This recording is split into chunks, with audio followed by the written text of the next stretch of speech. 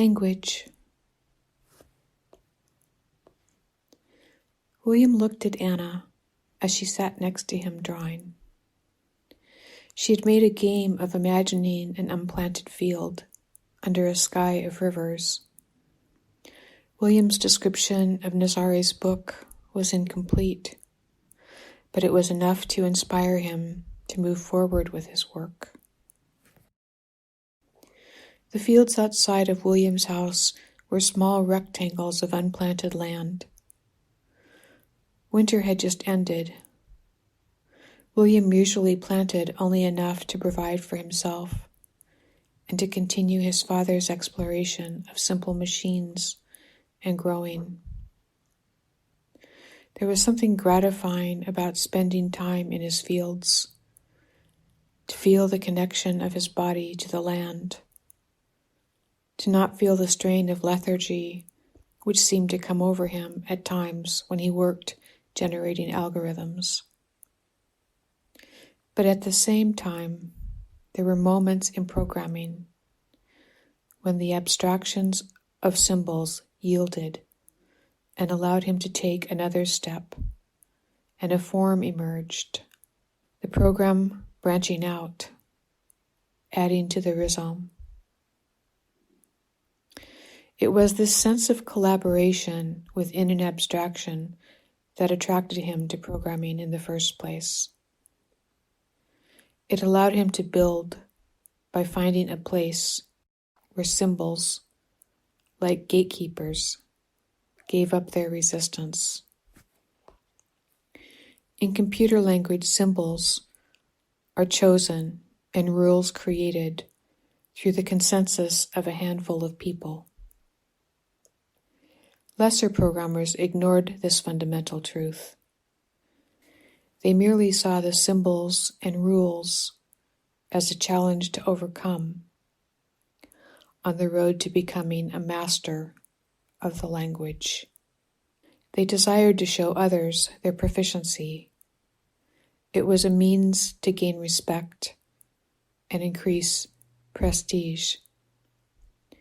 But this practice was silly in William's eyes, as everyone who approached programming this way ended up donating their life's work to repetition, to the recreation of widgets that quickly grew extinct because of the need to monetize the presence of any language a machine used.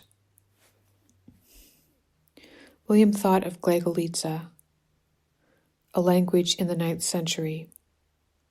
He liked this story because the monetization and limited life of any computer language was no different than the colonization of this language, created by 2 monks who desired to carry the text of the Bible to Slavic regions, areas that had not yet adopted a written language. And Glagolitsa had another similarity to computer language. Its symbols, like those in binary, were made from abstracted forms of ones and zeros. William's father made a point of telling him that Glagolitsa had both successes and failures. But at one point, the King of Germany became fearful that the language might dominate a large section of the population, undermining his influence, so had one of the monks imprisoned. A political battle ensued between the church in Rome and the government in Germany about Glagolitsa.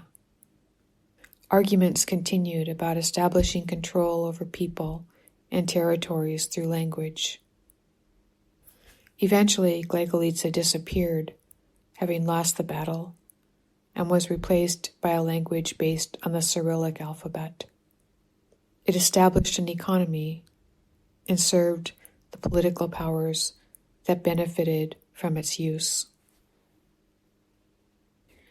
Vernacular languages, like the languages of machines, had a shelf life. William knew he should never forget this. and when he chose to program.